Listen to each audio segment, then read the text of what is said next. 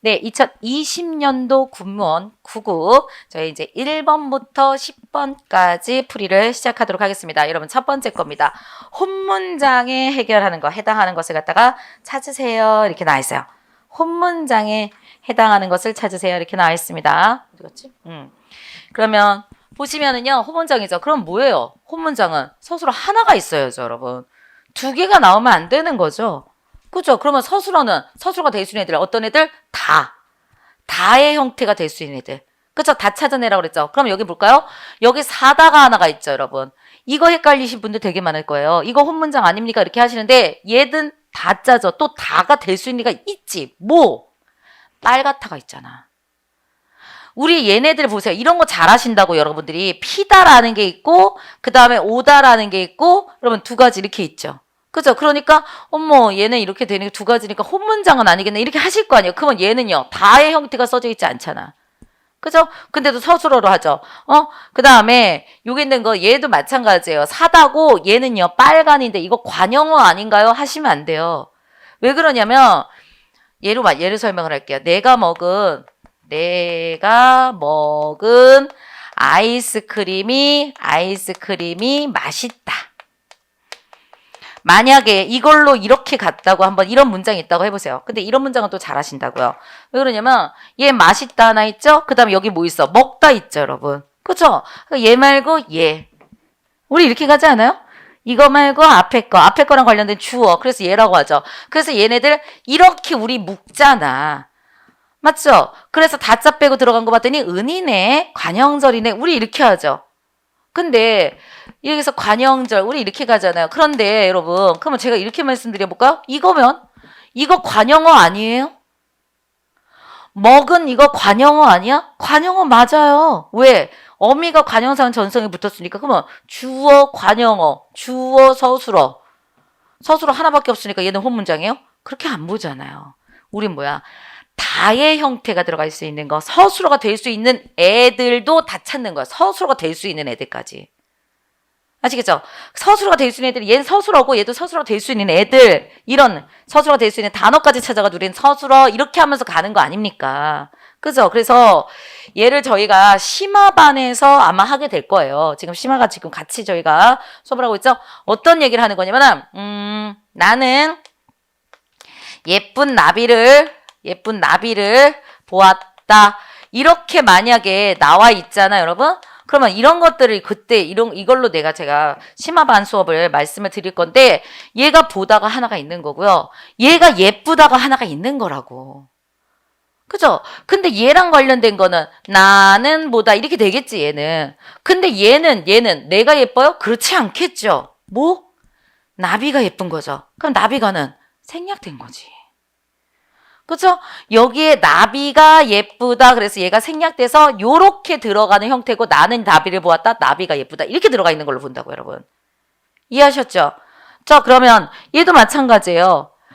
모자를 샀다가 하나가 있는 거고 빨갛다 얘가 하나가 있는 거란 말이죠, 여러분. 그러면 여기 빨갛다 다자 들어갈 수 있는 애들이잖아요, 여러분.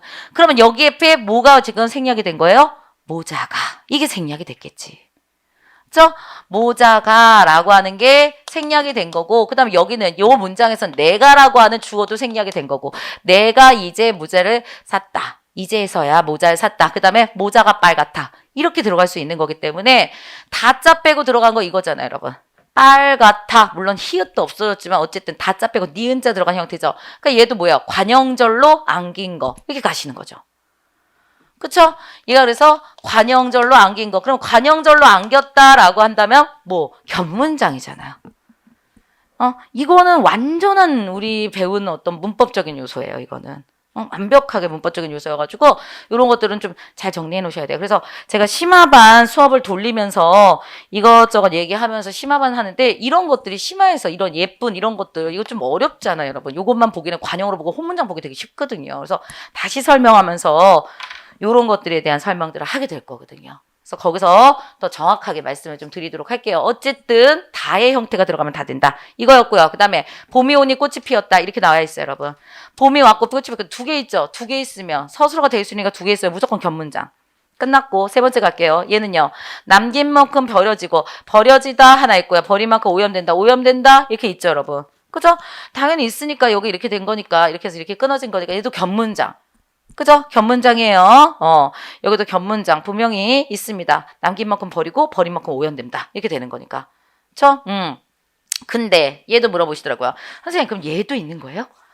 얘도 문장이 있는 거예요? 네. 얘도 문장이 있는 거예요.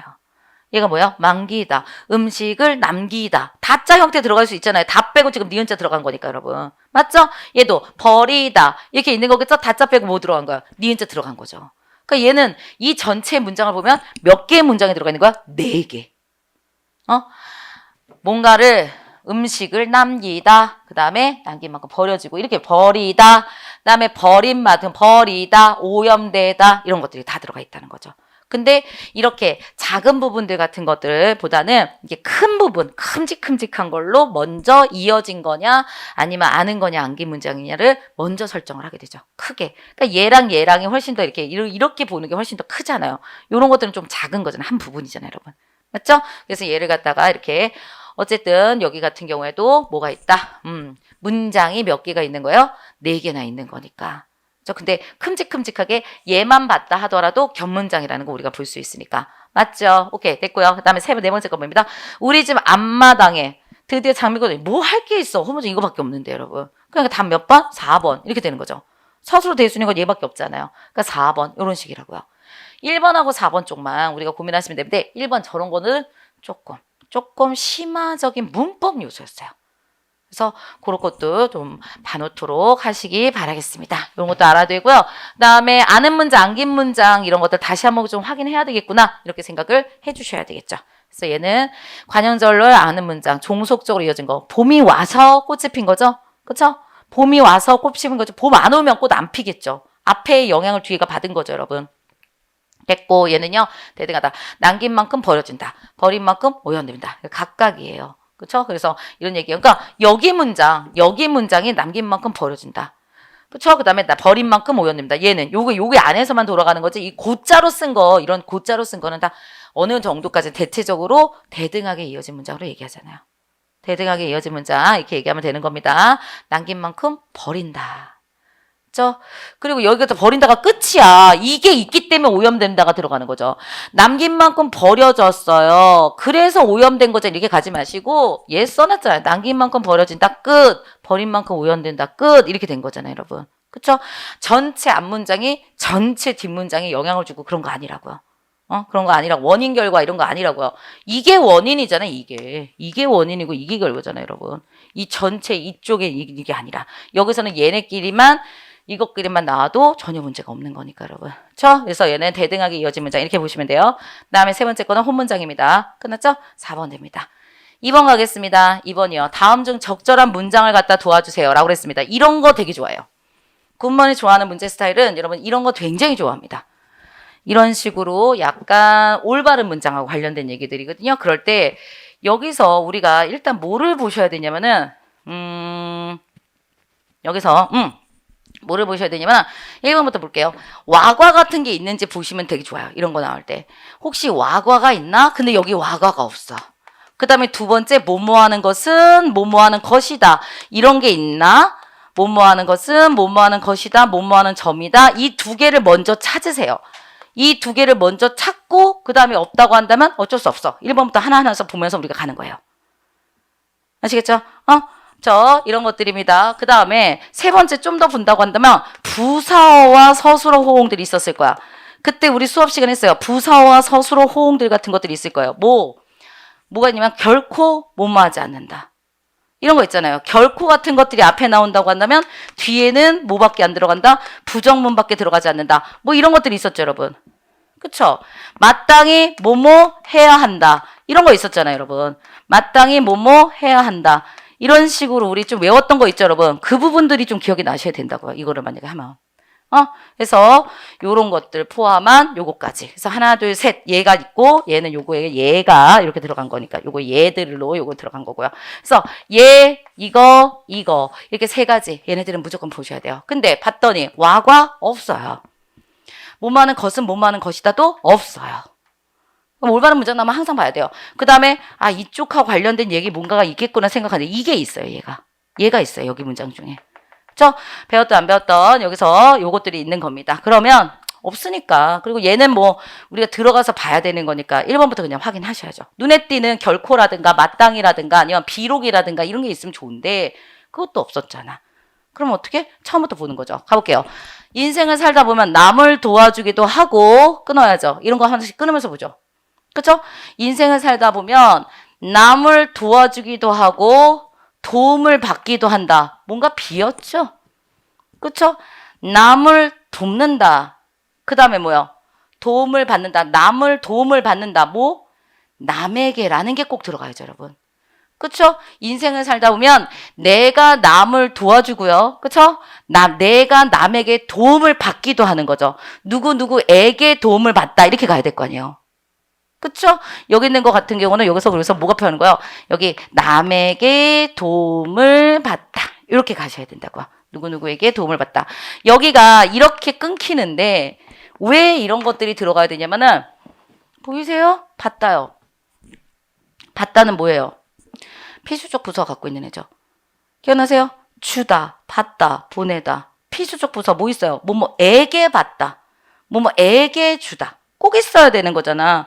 근데 여기 애기가 여기 앞에 없잖아요, 여러분. 그쵸? 여기서 문장 두 개가 나눠지는데 불구하고 그러니까 뭐야? 뭐뭐에게 받다. 이렇게 가셔야 된다고요. 이거 있어야 돼. 왜? 얘가 받다에랑 관련되어 있는 필수적 부사어가 되기 때문에 이게 빠져 있으면 안 된다. 이렇게 가시는 거죠, 여러분.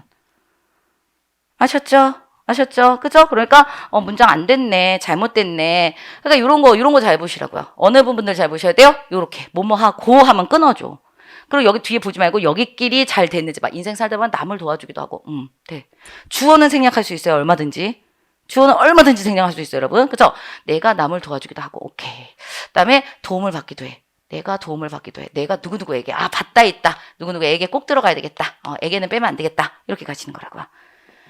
다음 두 번째입니다. 형은 조문객과 잠시 환담을 나누는 여러분 이거예요. 이런 단어들은 조심하세요. 이런 단어들은 별표 치고 알아두셔야 돼요.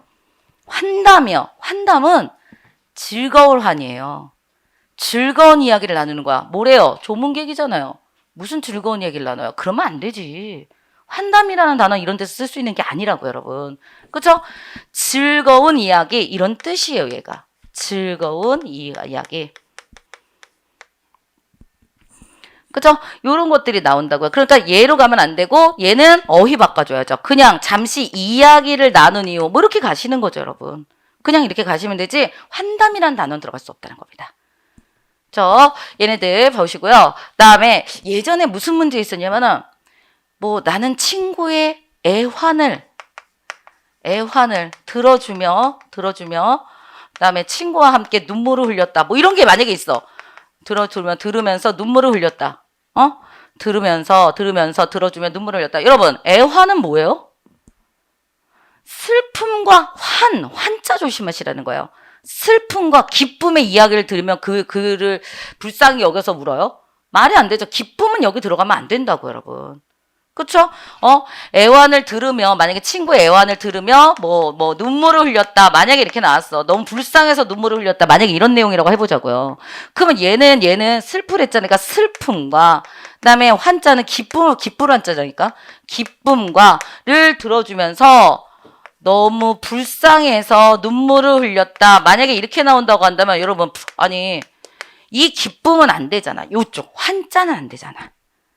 그쵸? 그래서 얘도 마찬가지죠. 애환이라는 이런 단어에서는 이런 단어가 들어가면 안 되겠죠. 그쵸? 슬픈 이야기를 들으며 뭐 이런 거겠지.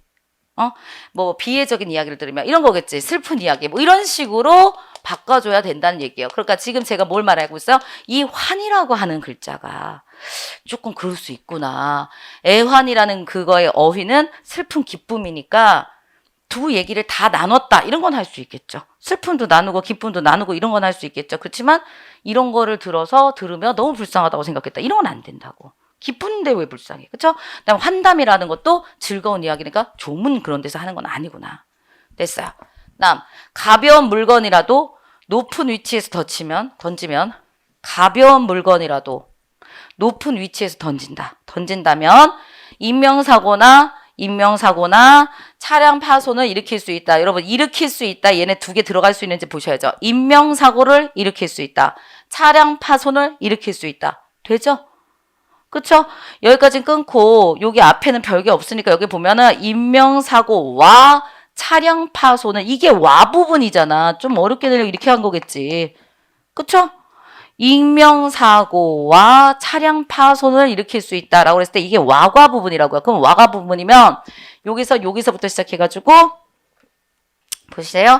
여기부터 시작해서 이렇게 오셔야 되는 거잖아요. 집어넣었을 때. 그래서 인명사고를 일으킬 수 있다. 차량 파손을 일으킬 수 있다. 돼요. 됩니다. 그렇기 때문에 얘는 3번이 맞아요. 그 다음 중인이 보는 앞에서 변기에게 친히 불리어서 가까이 가는 것만 해도 여간 우대였다. 여간한 우대였다. 여간이라는 단어가 나왔죠. 여간이라는 것도 부사어예요, 여러분. 그래서 여기 있는 것은 뭘 갖다 보는 거냐면 우대가 아니었다. 여간 뭐뭐가 아니다. 이렇게 가는 거야.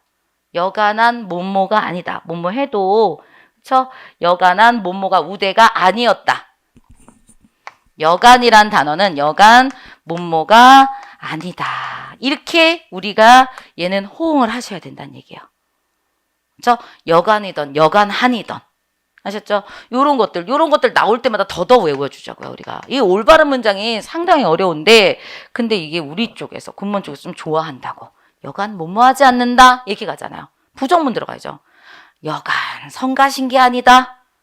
맞죠? 이렇게 가죠. 여간 뭐뭐한 게 아니다. 이렇게 가셔야 돼요. 이렇게 들어가 있으면 뭔가 이상하다고. 여간 한이던 여간이던 마찬가지예요. 여간 뭐뭐한 게 아니다. 이렇게 가셔야 됩니다. 다음 몇 번? 3번. 다음 3번 가겠습니다. 여기요. 국어 순화가 옳지 않은 것은 이놈의 국어 순화. 이건 공무원에서만 나와요. 국어 순화는 진짜.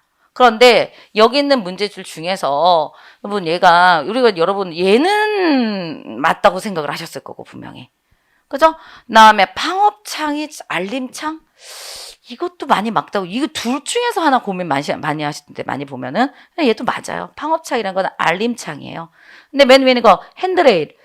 이게 안전손잡이야? 핸드레일이? 그 다음에 스크린도어, 차단문? 그렇지. 내가 지하철하고 나를 차단하지. 뭐 이런 생각 하시거든요? 답 2번이에요. 차단문 아니고 안전문이에요. 안전문이에요, 여러분. 이거 욕 나와요. 그죠? 그런데 여기 있는 거 보면은 이 핸드레일인가? 이것도 사전에 찾잖아요? 그럼 사전에 찾으면 또 안전손잡이라는 단어가 없어.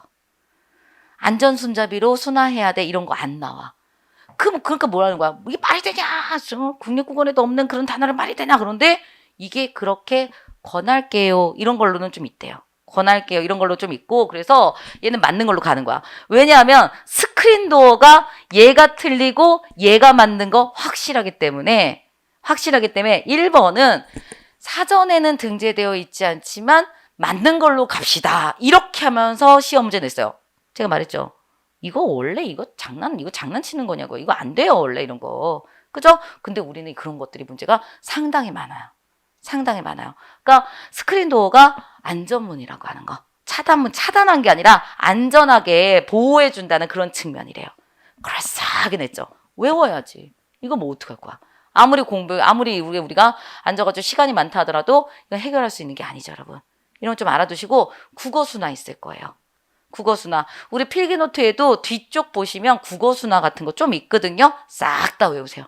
그거에다가 더더더를 외우셔야 되는 부분이지 우리 뒤에 있는 것도 외우시고요. 더더더를 여러분들이 더 많이 외우셔야 돼요.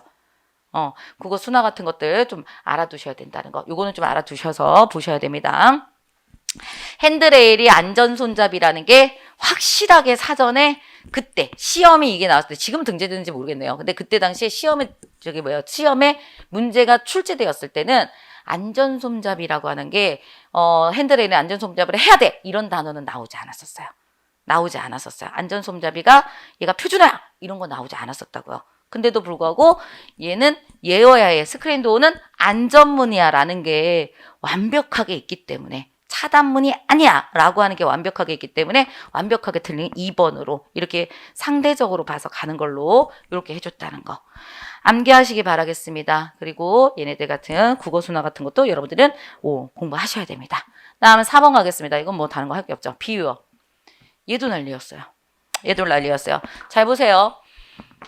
비유법이라는 것은 직접 설명하지 아니하고 다른 비슷한 현상이나 사물에 빗대어서 설명하는 거, 비슷하게 얘기하는 거, 비슷하게 얘기하는 거, 이런 것들을 얘기한대요. 그죠? 그러니까 뭔가 빗대어서 얘기하든가 비슷한 거 얘기하는 거. 예를 들어서 제일 대표적인 거 뭐죠? 내 마음은 호수유죠. 내 마음이 잔잔해. 내 마음이 잔잔하고 맑아. 이런 걸 호수라는 것을 비유해가지고 표현한 게 바로 비유법이라고요. 비유법이면 직유도 있고 은유도 있는 거니까. 그러면 다시 한번요. 내 마음은 호수요. 이런 식으로 직접적으로 내 마음은 고요해. 내 마음은 맑아. 이렇게 표현하지 않고 이런 거를 통해서 다른 사물 같은 걸 통해 가지고 내 마음을 비유하고 있는 거. 이게 비유법이라고요. 아셨죠? 근데 여기 보세요. 요즘 회사의 경영진에 합류하는 블루칼라가 경영진 쪽에 합류하는 블루칼라가 많다. 여러분 블루칼라는 뭐예요? 셔츠 색깔, 옷 색깔이에요. 옷 색깔이 블루칼라라고 얘기하는 거예요. 그래서 이거는 무슨 얘기냐면 화이트 칼라. 뭐예요? 사무직 하는 분들은 화이트 칼라라고 말을 해요. 왜냐면 그들은 흰 옷에 양복 입고 다녀서 그쵸? 화이트 칼라라고 하는 거예요. 흰색 셔츠를 많이 입다 보니까. 근데 블루 칼라라는 건 그럼 뭘 얘기하는 거냐? 블루 칼라. 청잡책 같은 색깔. 뭐? 육체 노동자. 기술직. 이쪽을 블루 칼라라고 하는 거라고요. 그쵸? 그러면은 그들이 많이 입는 그런 거를 통해서 표현해주고 있는 거죠.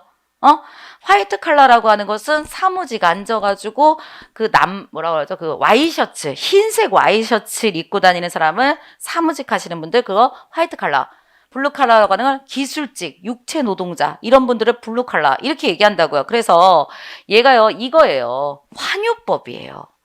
이거는 환유법, 그러니까 대유법 같은 것들을 얘기하는 건데 대상의 속성과 밀접한 관계가 있는 것을 가지고 통해서 대상을 표현하는 거야. 밀접한 관계. 블루칼라라고 하는 게 뭐랑 밀접한 관계예요?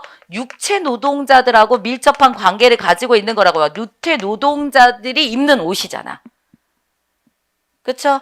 근데 작업복이요. 작업복 색깔 생각해봐. 그러면 다 청색이 많잖아요, 여러분. 그죠? 그 색깔 때문에 블루 칼라라고 얘기를 하는 거라고요. 그런 칼라들을 많이 입는다, 이렇게 생각을 하는 거라고요. 그래서 육체 노동자. 그래서 대상의 속성과 밀접한 관련. 육체 노동자와 노동자들. 이거를 갖다 얘기하는데, 이거는 밀접한 어떤 관련을 가지고 있는. 밀접한 관련을 지닌 단어. 지닌 단어를 통해서 자기가 표현하고자 하는 것들을 표현한 것을 여러분 이거는 환유법 이렇게 얘기한다고요. 대유법 안에 환유법이 들어가는 거지만 대표한다고 대표한다고 이렇게 생각하시면 돼요. 대표한다고요. 무슨 말이에요? 대표로 합시다. 이게 더 여러분들한테 쉽겠다. 블루칼라가 육체 노동자를 대표해주고 있다고요. 아시겠죠? 아니 육체 노동자 하는 사람들은 많지. 노동자 기술자들은요 기술하고 관련돼 가지고 굉장히 많죠. 여러 가지가 있을 수가 있겠죠. 근데 그 중에서 뭐를 가지고 그 색깔 작업복 색깔을 가지고 그분들을 대표적으로 표현하고 있는 거라고요. 그 색깔이. 아셨어요?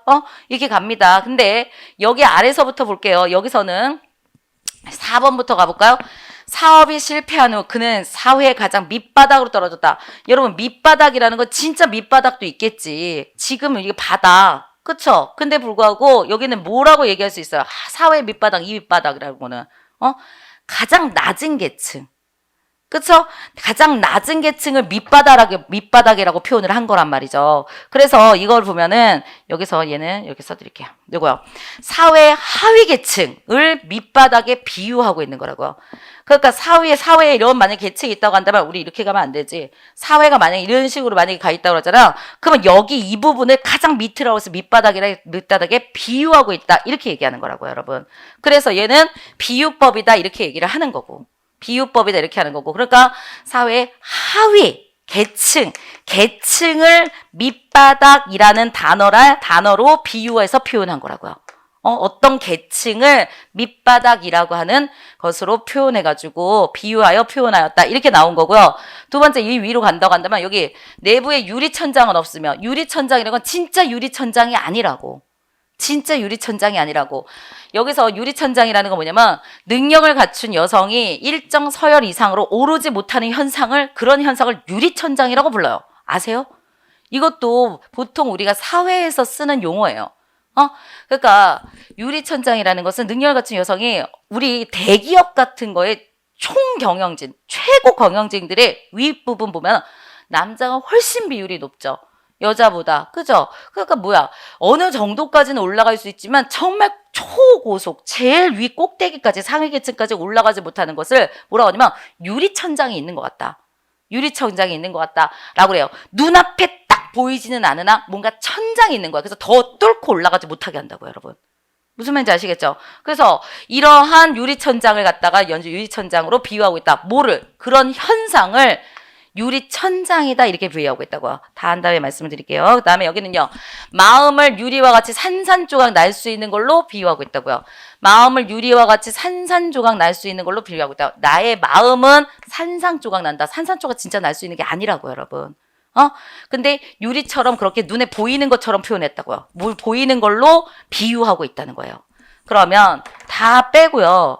이래도 힘들죠. 이거 진짜 논란이 많았던 문제 중에 하나긴 해요. 근데 다 빼고요. 딱 보죠. 그럼 뭐냐면 마음이 산산조각이요. 마음 산산조각 날 수 있어요, 여러분? 같아요? 아니죠. 그리고 이 산조 이거 같지 않죠, 여러분? 마음이라는 것을 갖다가 내가 산산조각 나 이럴 수 있는 분이 아니잖아요, 여러분. 그쵸? 이거예요. 그 다음에 여기서는 유리천장이란 단어가 있어요. 이 유리천장이라는 게 진짜 유리천장이요? 아니죠. 진짜 유리천장 아니죠, 여러분. 그쵸? 무슨 현상을 이렇게 비유하고 있는 거죠.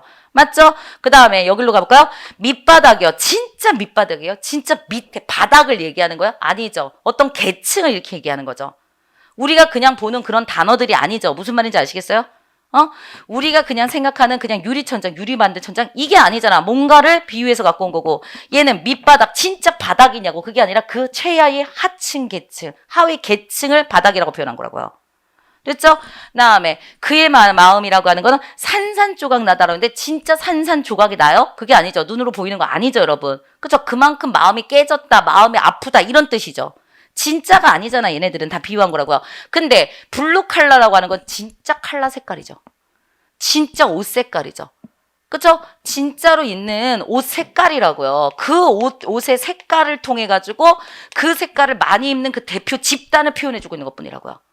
그쵸? 대표 집단을 표현해주고 있다. 이렇게 가시는 거예요. 그 옷 색깔을 통해서 그 대표의 집단을 전체적인 것을 표현해주고 있다. 이거죠. 얘는 이게 아예 이 산산조각이라는 단어가 여기서는 비유적으로 쓰인 거라고. 진짜 뭔가 산산적으로 나는 건 아니라고요. 여기는요. 유리천장은 진짜 유리천장이 있는 게 아니라고요.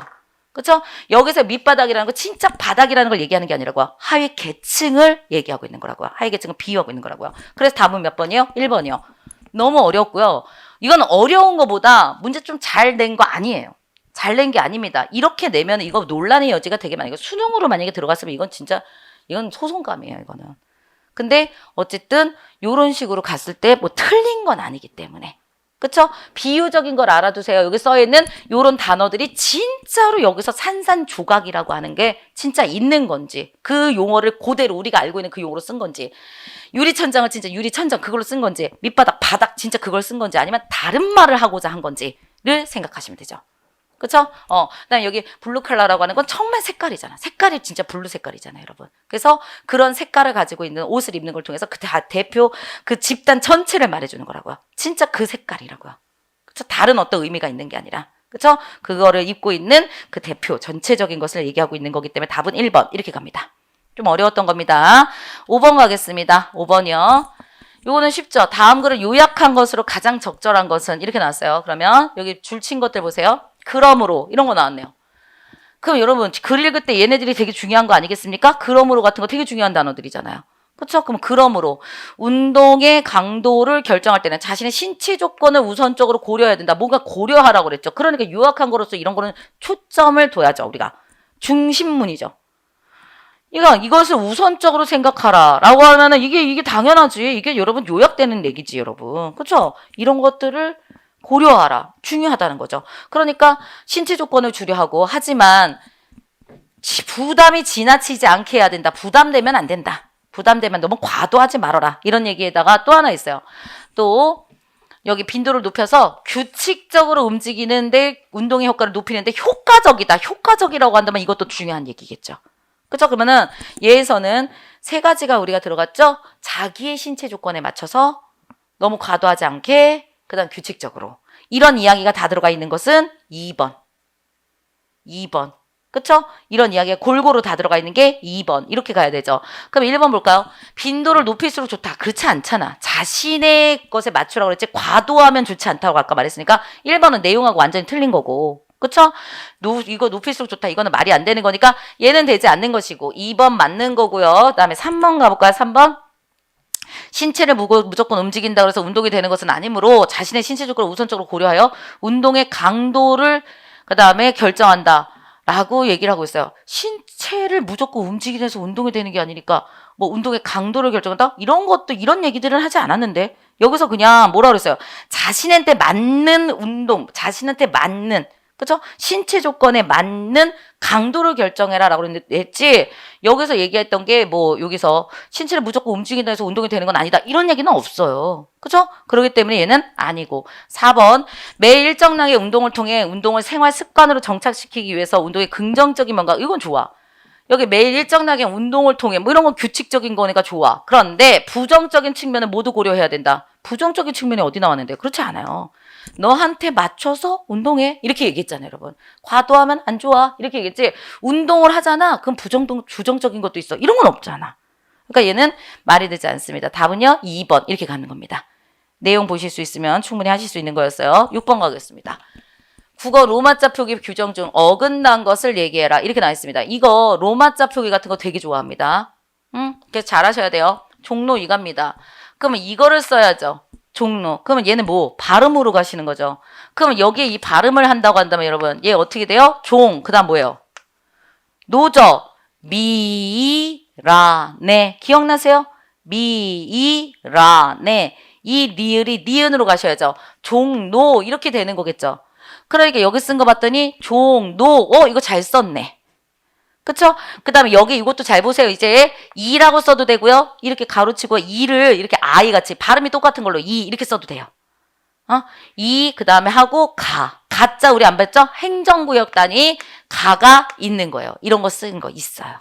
행정구역 단위로 우리 몇 가 뭐 이런 거 있잖아요. 종로 3가 종로 4가 뭐 이런 거 있죠 여러분? 이렇게 해가지고 행정구역 단위로 가라고 하는 부분이 있을 수 있어요. 그래서 요거 쓰면 돼요. 그 다음에 신라 가겠습니다. 신라 이럴 때 얘는 신라 이렇게 되겠죠. 발음대로 한다고 한다면 유마죠. 그 다음에 얘 쓸 때요. S, I 됐고요. 그 다음 뭐예요? L 맞죠? 여기에 리을 여기에 리을 리을이 이렇게 겹쳐서 나온다고 한다면 뭘로 써라? L로 써라. R 뭐 여기 LR 이렇게 쓰는 게 아니라 그쵸? 그래서 여기 LL 그 다음에 A 그래서 신라 맞는 얘기고 그 다음 여기 속리상 가볼까요? 기역과 리을입니다. 기역과 리을입니다. 얘는요 구두발이 뭐 만나면 리을 만나면 뭐가 돼요? 오나미가 되고 뭐가 된다고요? 리은 이렇게 되는 거 아닙니까? 맞죠? 그러면 얘가 얘 만났으니까 얘랑 얘랑 이렇게 되는 거겠죠. 그쵸? 그래서 뭐예요? 송, 리, 산 이렇게 되는 거예요. 송, 리, 산 이렇게 되는 거죠. 그러면 얘가 이제 발음이 얘잖아. 발음이. 그러면 얘 한번 써볼까요? S. 이거 보면서 따라가면은 여러분 되게 틀리는 경우 되게 많습니다. 이거서 그렇지. 송, 리, 산, 금강 이렇게 가시면 안 돼요. 그러면 진짜 틀리는 경우 진짜 많아요 여러분. 그대로 얘가 써놓은 대로 그대로 따라가는 경우가 많기 때문에 한번 가볼까요? 얘는요. S, O 그쵸? 송 그쵸? S-O-N-G. 그 다음에 여기 같은 거는, 잠깐만요. 여기 니가 가야지. 그쵸? 이응하고 니은이니까. 그쵸? 그 다음에 니, 이렇게 됐고요. 산. 이렇게 되는 거겠죠, 여러분. 그쵸? 제가 맞아요. 그 다음, 얘 갑니다. 금강이요. 얘는 금강은 금강이죠, 여러분. 발음 이렇게 되겠죠? 그죠? 그 다음에 첫 번째, 여기요. 기역입니다. 초성기역입니다. 뭘로 가요? G. 초성기역인데 G지. K만 나오면 안 되지. K는 받침인데. 그 다음에 의입니다. 의가 뭐예요? 이, 유. 기억나세요? 그 다음에 뭐 돼요? M. 그 다음에 강 갈게요. G. 그 다음에 A, N, G. 딱 말해서 요거 하나 때문에 틀린 거네요. 답 몇 번? 4번. 이렇게 가시는 겁니다. 요것들. 그 다음에 7번 가겠습니다. 7번이요. 얘네 지금 사동, 피동을 만들 때의 형태와 방식이 다른 것을 갖다 얘기하세요. 이렇게 나왔는데, 여러분, 이거는 제가 예를 통해서 말씀을 드리도록 할게요. 요거요. 이것도 우리가 심화해서 좀 배우게 될 내용들인데 이걸 보시면 여기 있는 거 보세요. 산이 보이다. 그 다음에 보이다. 친구 도둑이 경찰에게 잡히다. 그 다음에 잡히다. 안기다. 안기다. 보이시죠? 얘네들 다 보다, 잡다, 안다 해서 나왔죠. 근데 여기 있는 거 이거 이자, 여기 이자, 여기 희자, 여기 희자, 여기 기자, 기자. 보세요. 우리가 이렇게 나왔을 때 여러분 얘는 어떻게 하면 된다고요? 지가 들어갈 수 있으면 어지 이런 게 들어갈 수 있으면은 똑같으니까 그러면 피동문이고 뭐 개하다 이런 게 들어가면 여러분 사동문이고 이렇게 말씀을 드렸었죠. 맞아요. 이렇게 말씀드렸죠. 그러면 한번 해볼게요. 얘는 뭐냐면 산이 보여진 거죠. 얘는. 그쵸? 야 드디어 산이 보이다. 야 산이 보인다. 야 그쵸? 보여진 거라고요. 드디어. 지다라는 의미가 들어갈 수 있으니까 보이다는 여러분 피동이에요. 얘는. 근데 이쪽에 있는 아래 보면은 사람들에게 친구들을 보이다. 사람들에게 친구들을 보이다. 보게 한 거예요. 드디어 내가 친구들한테 내 사람들에게 내 여자친구를 보게끔 해준 거라고요. 그러니까 얘는 둘 다 돼요. 보이다의 형태와 여기 보이다의 형태가 피동과 사동이 둘 다 있다는 얘기예요. 그다음에 여기 가볼까요? 도둑이 잡혀진 거죠. 주어로 가야 되니까. 엄마가 근데 연필을 잡게 한 거죠. 개하다죠.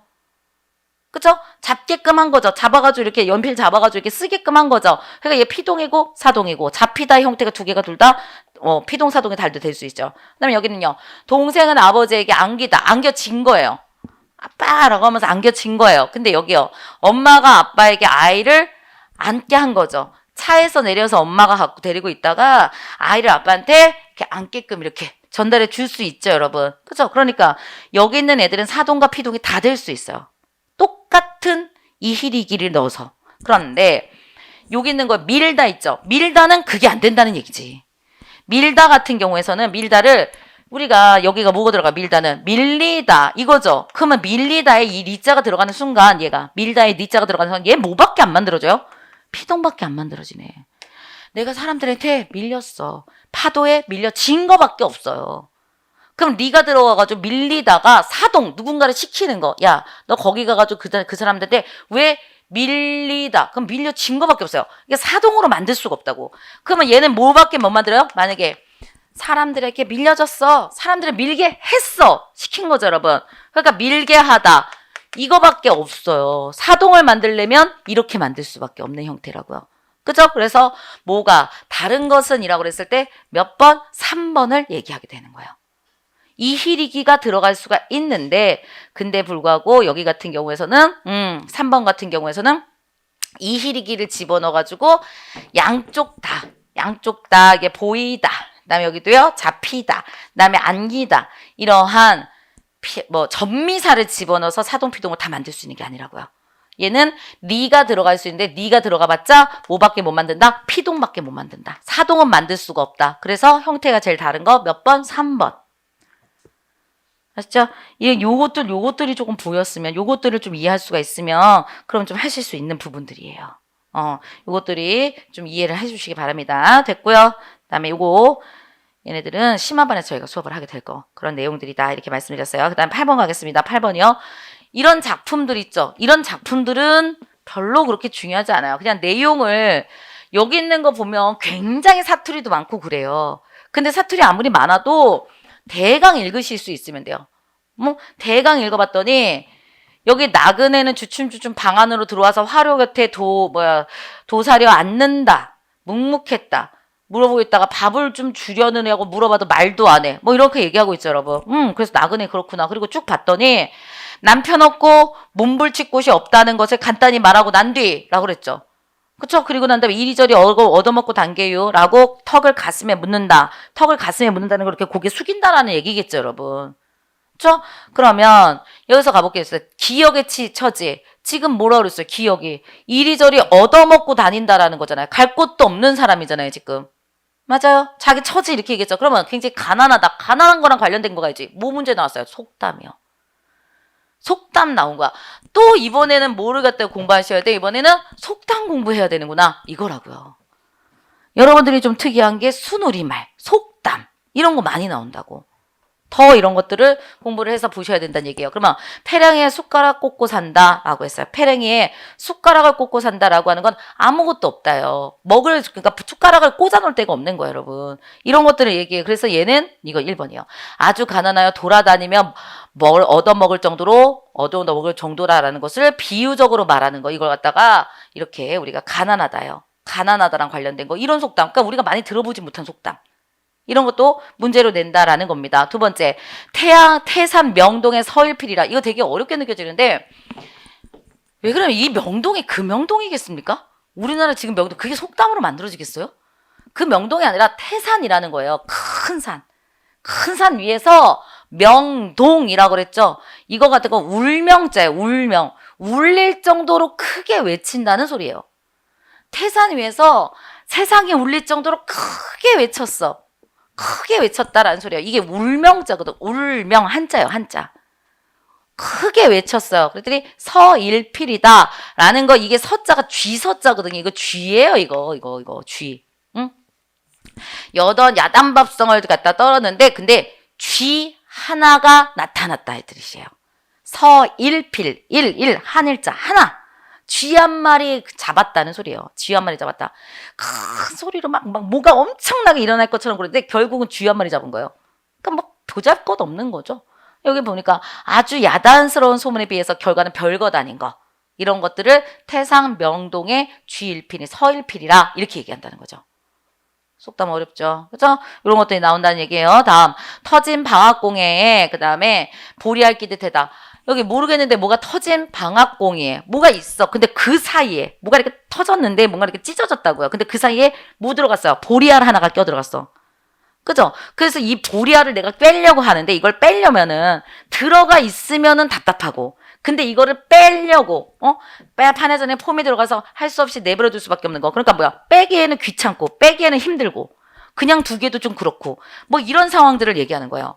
성가신 어떤 방해물이 끼어든 경우를 비유적으로 얘기하는 거. 그렇죠? 터진 방앗공이에 뭐라고 그러죠? 우리가 그 기술적인 어떤 도구라고 생각하면 돼요.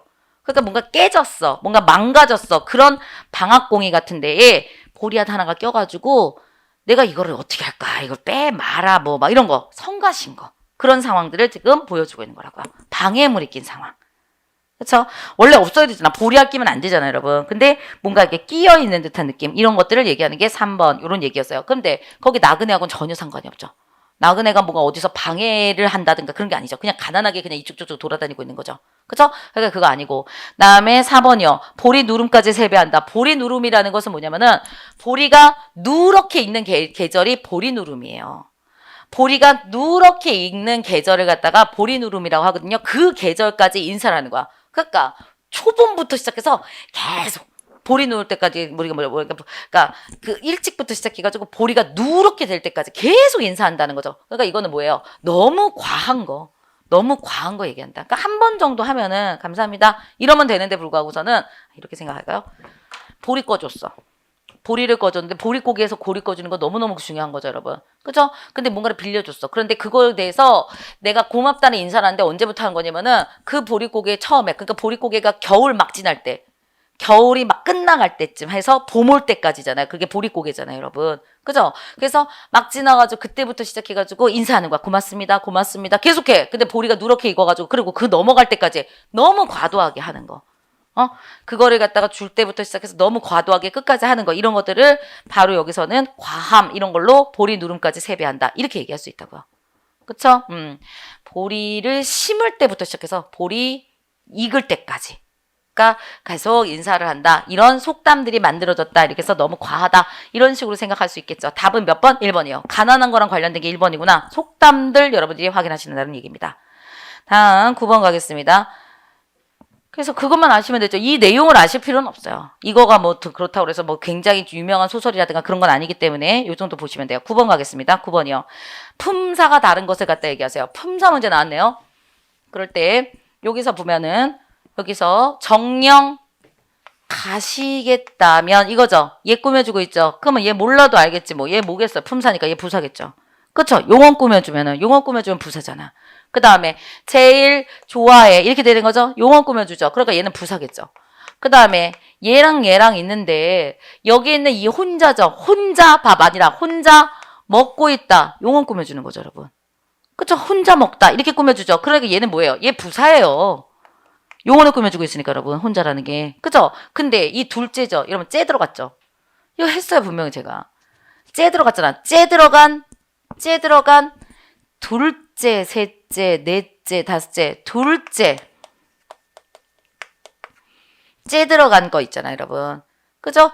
그랬을 때 이 둘째라고 하는 거 여기 째 요런 형태로 들어갔을 때 얘네들을 제가 어떻게 하라고 말씀을 드렸었냐면은 그때 했었는데 얘 같은 경우는 뭐였을 때 총합일 때 총합의 개념을 갖고 갈 때와 그쵸?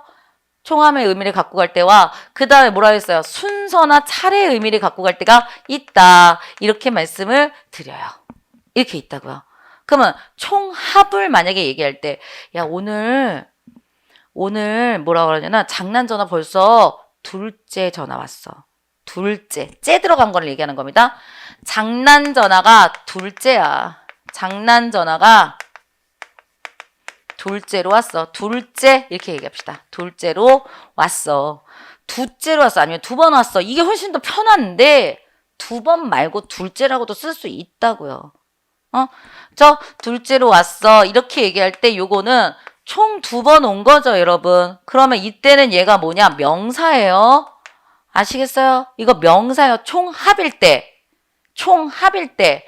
그랬더니 얘는요. 근데 여기서 있는 것들은 뭐예요? 둘째 며느리죠. 둘째 며느리를 봐서 삼아 보아하니 그냥 만면이 착한 줄 알다. 둘째 며느리죠. 그러면 뭐예요? 두 번째 며느리죠. 그러니까 뭐예요? 두 번째 순서죠. 총합이 아니잖아. 위에 있는 것은 여러분 장난 전화가 첫 번째, 두 번째, 두 번 다 온 거죠. 근데 얘는 첫째 며느리, 둘째 며느리 다르죠? 둘째 며느리만을 말하고 있는 거죠. 얘는 이런 것들을 순서나 차리라고 하는 거잖아요. 이럴 때 얘는 뭐가 된다고? 관형사. 그쵸? 둘째 며느리 이렇게 된다고요. 관형사. 이런 식으로 우리가 좀 봐주셔야 된다고요. 그쵸? 그래서 얘를 생각해서 관형사 이렇게 가는 겁니다. 그랬더니 저한테 뭐를 얘기하냐면 계속 총합 그 다음에 계속 뭐라면 그 다음에 그런 순서잖아요, 선생님. 뭐 이런 얘기를 하시더라고요. 그러니까 뭐냐면은 이런 거 8명이 농구를 한다. 이 얘기랑 그다음에 여기서 8이 농구를 한다. 이 얘기랑 이렇게 만약에 됐어. 그랬더니 뭐라고 하냐면 선생님 이렇던 간에 총합이 8명이니까 명사 아닌가요? 이렇게 물어보시더라고요. 틀리죠. 왜요? 이게 총합 어쩌고저쩌고는 째자가 들어가는 애들이 있을 때 생각하시는 거라고. 째. 근데 둘째, 셋째, 넷째, 다섯째, 여섯째 이럴 때 근데 얘는 무슨 째가 있어. 째 같은 거 없죠. 그리고 수죠. 숫자죠 지금. 그쵸? 이렇게 숫자죠. 째가 없을 때 숫자예요. 그러면 얘는 그때 뭐라고 했어요? 조사가 있을 때는 수사.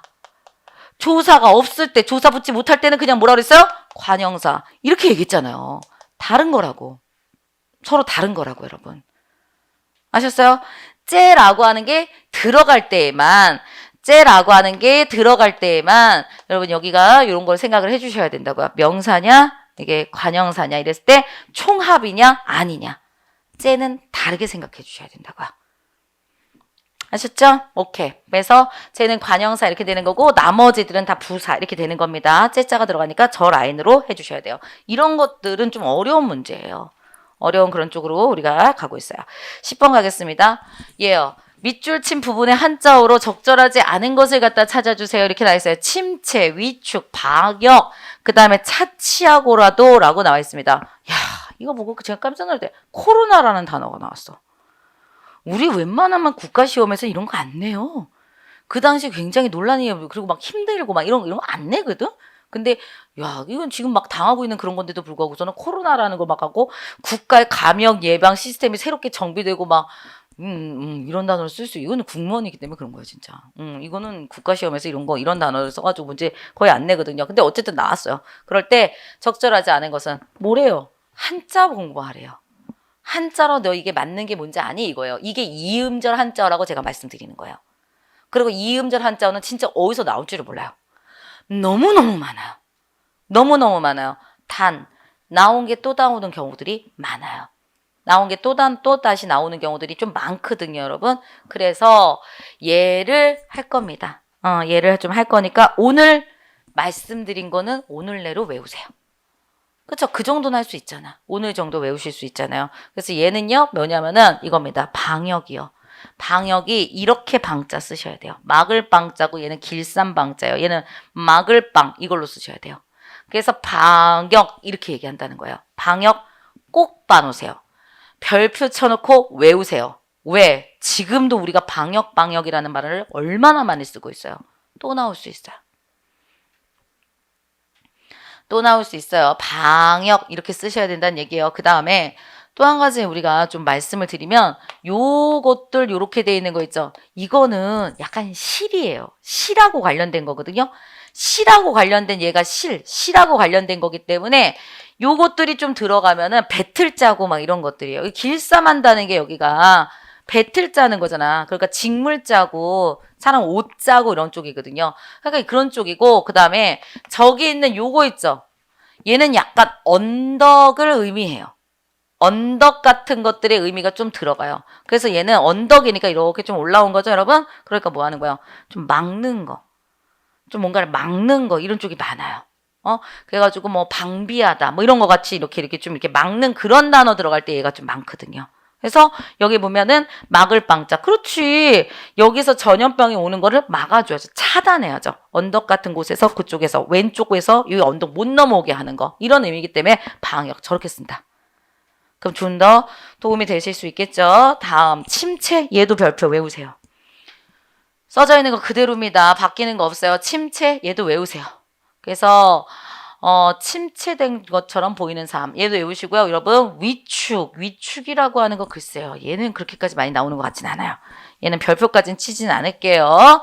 됐고 그 다음에 네 번째 거 있습니다. 얘는 차치하고로도 라고 했습니다. 문제 생기지 않는다. 이것도 외우세요. 얘도 외워주시기 바랍니다. 몇 개 안 되니까 다 외우시는 게 좋긴 해요. 그래서 요것들 방역이라는 단어는 꼭 외우셔야 되고 방역이라는 단어는 꼭 외우셔야 되고 침체되다는 꼭 외우셔야 되고 나머지 두 개 나머지 차치도 꼭 외우시고 그리고 뭐 이거 별거 있지도 않은데 여기까지 하시면 좋고 안 하시는 것도 뭐라고 하진 않겠지만 또 하시는 게 더 좋겠죠. 이런 식으로 간다는 얘기입니다. 네, 여기까지가 10번이에요. 지금 제가 지금 이렇게 가는데 제가 이게 지금 저 1교시가 지금 시간이 되게 많이 이거에서 반으로 줄여야 돼요, 우리. 이거에서 반으로 줄여야지만 그래야지 좀 우리가 진도가 나갈 수 있거든요. 왜냐면 첫날이기 때문에 이렇게 가시는 거예요. 이런 스타일 나와요. 이런 얘기를 해서 항상 첫날은 좀 늦거든요. 근데 그다음부터는 팍팍팍 치면서 가야지, 여러분. 그렇죠? 특이한 거 많이 나왔죠. 특이한 거 많이 나오고 좀 그렇죠. 그리고 품사라든가 이런 문법 같은 경우에는 우리 여태까지 군문에서 그렇게 많이 나오지 않았던데 2020년도에 많이 나오기 시작한 거야. 아는 문장, 안개 문장 이런 것들도 다. 이때부터 많이 나오기 시작한 거라고요. 그러니까 이 앞으로 2019년도부터 우리가 문제풀이 할 때 그런 게 많이 없다 하더라도 문제가 나올 수 있다. 올해부터 2020년부터 문제가 조금 공무원 쪽으로 가기 때문에 이것만을 생각하면 안 된다라는 걸 꼭 머릿속에 기억을 해달라고 하는 거 다시 한번 강조합니다. 쉬었다 갑니다. 네.